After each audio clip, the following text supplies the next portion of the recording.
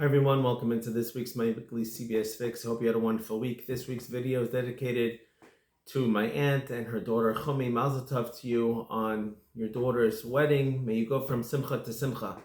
In this week's Haftaras Chayai, so the Torah tells us about the transition of leadership from Avram Avinu to Yitzchak, and they had to find a wife.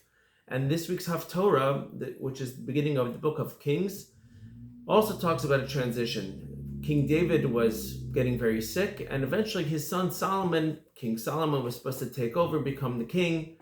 And King David had another son, Adoniyahu, who tried to usurp the throne and try to make himself king. Now David was quite sick, and he wasn't really in a position to do something about it because of how sick he was. The story says that he was advanced in age and he was weak. And nevertheless, when the information came his way by the prophet, Navi, and his wife Bathsheba came in, she told him everything that was going on. Adoniyahu is trying to usurp the throne. He's made himself the king. He's parading through the town as if he's the king. And he's invited people to come and coronate him. He actually put on the king's crown already, completely acting, obviously, in kind of in a rebellious fashion. They went in and they told him what was going on.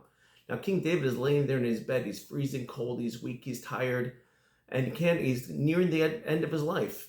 And ultimately, though, when he heard the news, he sprang into action like a lion to take charge and to make sure that his son, King Solomon, who was supposed to be the king, as Nathan the prophet had heard, he was going to become king. So we learned a lot of different lessons from this story, but two things I want to share with you. First of all, the question is, why is it that Adoniyahu kind of went this way, and what caused him to make such an upstart?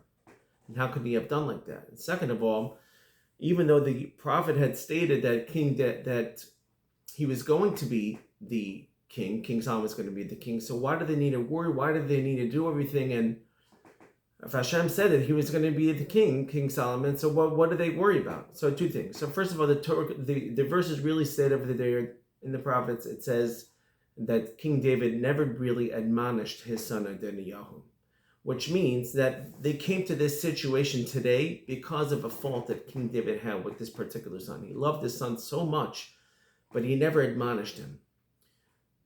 And as the verse clearly states, King Solomon himself wrote this verse, somebody who holds back his staff hates his son, meaning we have to sometimes hit our sons, we have to reproach our children, we have to give them rebuke.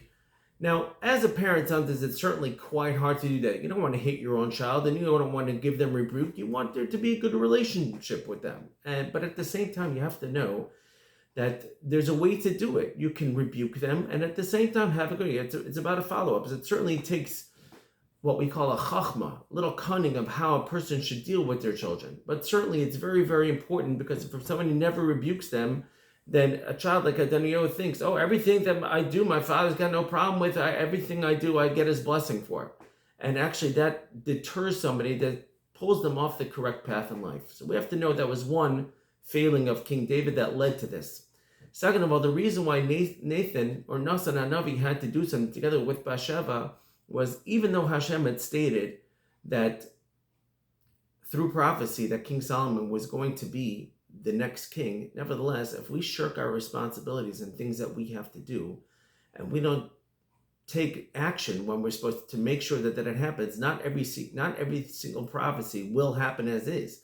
It's not an automatic. If the Jewish people were told they were going to go into Israel right when they came out of Egypt, that can happen. But if the Jewish people are going to sin, then what's going to happen is they have to ultimately wander in the desert for 40 years.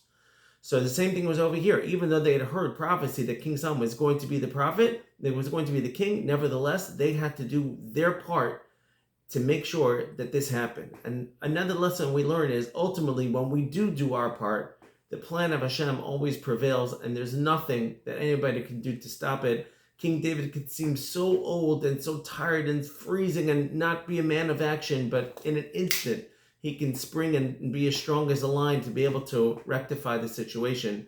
So those are just some lessons from this week's Haftarah. Thank you for listening. Have a wonderful Shabbos.